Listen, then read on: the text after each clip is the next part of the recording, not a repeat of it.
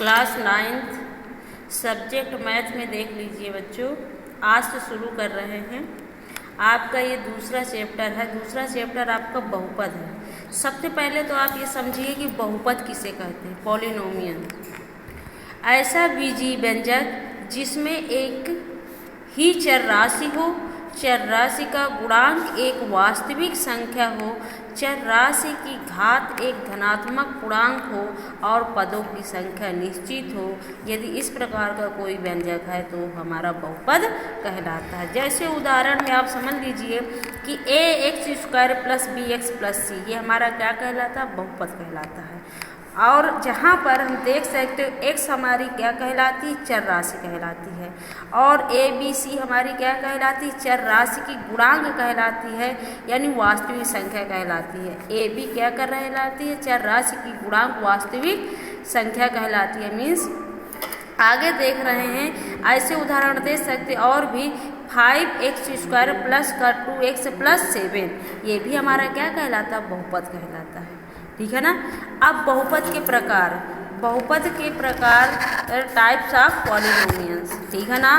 पदों के आधार पर भी प्रकार होता है बहुपद का, और घात के अकॉर्डिंग भी आप पॉलिनोमियल्स का क्या होता है? प्रकार होता है। जैसे पद के अकॉर्डिंग एक पदी बहुपद वो होता है जिसमें एक ही पद हो। मीन्स x² एक पद है ना। इसी प्रकार 5x है, ये भी एक पद है। 8x³ ये भी हमारा क्या एक पद है जिसमें एक ही पद हो। अगर ऐसा व्यंजक है तो एक पदी बहुपद कहलाता है। इसी प्रकार द्विपदी किसे कहते हैं? जैसे x + 1, इसमें दो पद हैं। x² प्लस 15x, इसमें भी दो पद हैं। दो पदी व्यंजक कहलाता है, दो पदी बहुपद कहलाता है। तीसरा त्रिपदी में जिसमें तीन पद हो, जैसे 5x² प्लस का 2x माइनस 3, इसमें तीन पद है, इस त्रिपदी बहुपद कहलाता है। इसी प्रकार शून्य बहुपद देख लीजिए किसे कहते हैं? शून्य बहुपद। यदि किसी बहुपद के सभी पदों के गुणांक शून्य हो तो वो शून्य बहुपद कहलाता है। ठीक है ना। जैसे आप मान लीजिए कि ये आपका बहुपद है, अगर इसके गुणांक यानी x² गुणांक क्या 5 यहाँ पे शून्य हो और x का गुणांक भी क्या हो? शून्य हो। इस प्रकार का यदि बहुपद है तो वो हमारा क्या कहलाता है? शून्य बहुपद कहलाता है। Zero polynomials. आगे आप देख रहे हैं कि घात के अकॉर्डिंग, यानी घात के अकॉर्डिंग आपको पॉलिनोमियल्स कैसे पता करना है। यानी रैखिक बहुपद किसे कहते हैं? जिस बहुपद की घात अधिकतम 1 हो वो हमारा क्या कहलाता है? रैखिक बहुपद कहलाता है। जैसे x + 5, इसकी घात देखोगे तो 1, आगे देखोगे 3x + 2, इसकी भी घात देखोगे तो 1, तो आगे 5x + 4, इसकी भी घात चर राशि की अधिकतम क्या 1।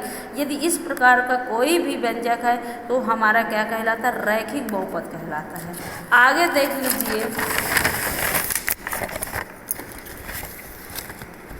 इसी प्रकार द्विघाती बहुपद किसे कहते हैं?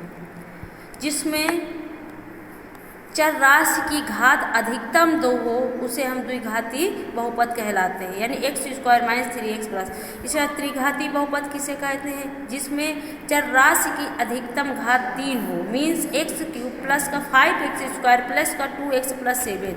चतुर्घात मीन्स जिसमें चर राशि की अधिकतम घात कितनी हो? 4 हो। इस प्रकार के यदि है तो हमें क्या कहलाता है? चतुर्घात बहुपद। तो हमें बहुपद के बारे में जानकारी हो गई अच्छे प्रकार से कि बहुपद किसे कहते हैं।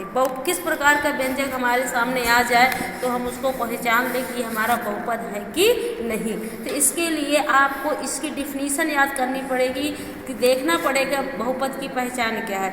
ऐसा व्यंजक हो जिसमें एक ही चर राशि हो, चर राशि का गुणांक एक वास्तविक संख्या हो, चर राशि की घात भी एक धनात्मक पूर्णांक हो, तो पदों की संख्या भी निश्चित हो। इस प्रकार का कोई भी व्यंजक है तो हमारा बहुपद कहलाता है।